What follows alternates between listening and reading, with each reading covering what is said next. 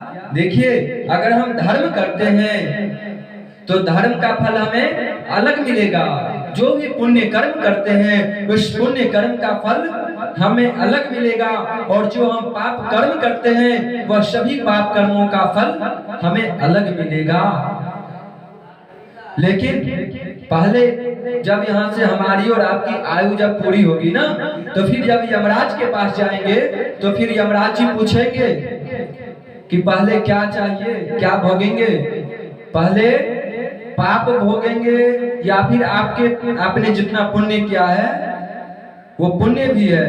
तराजू भी ऐसे रखा रहेगा और उसमें तौला जाएगा कि आपका पाप ज्यादा है कि पुण्य ज्यादा है। इन दोनों में जो ज्यादा होगा वो भुगतना पड़ेगा, और अगर पुण्य ज्यादा है तो फिर कोई दंड नहीं मिलेगा, और अगर पाप कम है तो फिर थोड़ी सी जो कुछ पाप कर्म का फल है उसे भोग करके फिर आपको पुण्य कर्म का फल दिया जाएगा। इसलिए कर्म भी दो प्रकार के हैं, पाप कर्म और पुण्य कर्म। पाप कर्म तो सबसे पहले जो अनजान में पाप हो जाते हैं वो हम भगवान नाम से, भगवत चिंतन से उस पाप को हम दूर कर सकते हैं।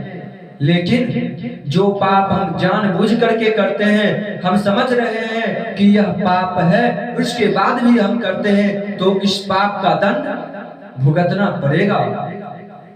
भाई, पितामह भीष्म जो कि दिग्गज थे, जब वो नहीं बचे तो फिर हम जैसे हैरे गहरे नत्थु खैरे की बात ही क्या है। पितामह भीष्म एक बार सर्प को अपने तीर पर उठा करके एक कांटे के वृक्ष पर फेंक दिया था पितामह भीष्म, जिसके लिए उन्हें क्या सजा मिला था? बाणों की सजा। मरते समय में वे बाणों की सजा पे सोए थे ना। भाई, कर्म का फल तो भोगना ही पड़ेगा। हम अच्छा कर रहे हैं तो ये निश्चित है कि हमारे साथ भगवान अच्छा ही करेंगे, बुरा नहीं करेंगे। और अगर हम समझ रहे हैं कि यह पाप है तो यह नहीं समझिए कि हम पाप करते जा रहे हैं और हमें अभी इसका कोई प्रभाव नहीं पड़ रहा है। समय आने पर पाप का भी असर पड़ेगा और समय आने पर पुण्य का भी असर पड़ेगा। अगर हम पाप कर रहे हैं तो इसका फल अगर अभी नहीं मिल रहा है, इसका फल अगर अभी नहीं मिल रहा है तो धैर्य धारण करो भाई, समय आने दो, समय का इंतजार करो। समय कहा गया है, समय रहते हुए अपने आप को बदल लीजिए, नहीं तो फिर समय अगर बदल दिया ना तो फिर ना घर के रहोगे ना घाट के रहोगे। इसलिए समय बदले उससे पहले खुद को बदल लो, नहीं तो समय बदला तो भाई कोई नहीं बचा सकता है।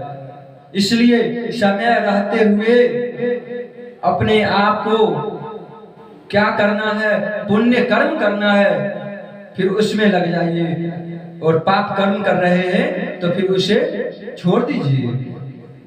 हाँ, अगर कोई हम पुण्य कर्म भी ज्यादा करते हैं और कुछ पाप करते हैं चलने लायक, तो फिर भगवान उसे भी नजरअंदाज कर देते हैं। कैसे?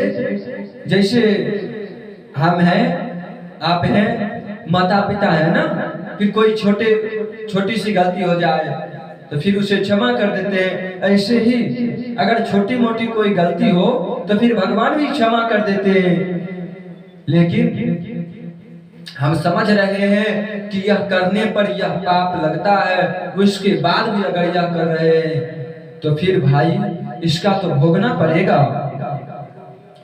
अगर हमें इस चीज का ज्ञान हो जाए कि यह धर्म है, यह पाप है, तो फिर वह व्यक्ति जल्दी तो पाप कर्म करता नहीं है, और अनजाने में हो जाए तो फिर उसको हम भगवत चिंतन से, भगवान का नाम संकीर्तन से उसे दूर कर सकते हैं।